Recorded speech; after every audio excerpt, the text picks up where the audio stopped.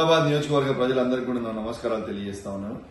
ఇవాళ జమ్మికుంట మండలం, జమ్మికుంట పట్టణం, ఇల్లంతకుంట మండలం, వీణవంక మండలం, హుజురాబాద్ మండలం, హుజురాబాద్ పట్టణం, కమలాపూర్ మండలంలో ఉన్న దళిత కుటుంబాలని చాలా మందిని ఇవాళ రేవంత్ రెడ్డి గారు అరెస్ట్ చేపిస్తా ఉన్నారు. దీనికి నేను తీవ్రంగా ఖండిస్తా ఉన్నాను. ఇవాళ కేసీఆర్ గారు ఇచ్చిన 10 లక్షల రూపాయలు ఇలా రెండో విడతని విడుదల చేయమని అడగడమే ఈ దళిత కుటుంబాలు చేసిన నేరమా అని నేను అడుగుతా ఉన్నాను.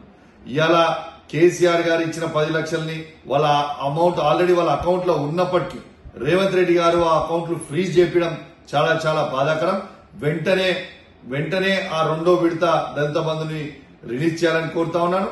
ఇప్పుడు అరెస్ట్ చేసిన వాళ్ళందరినీ కూడా వెంటనే విడుదల చేయాలి, లేకుంటే తీవ్రమైన పరిణామాలు ఎదుర్కొనే పరిస్థితులు వస్తాయని చెప్పి సందర్భంగా తెలియజేస్తూ సెలవు తీసుకుంటా ఉన్నాను. జై తెలంగాణ, జై కేసీఆర్.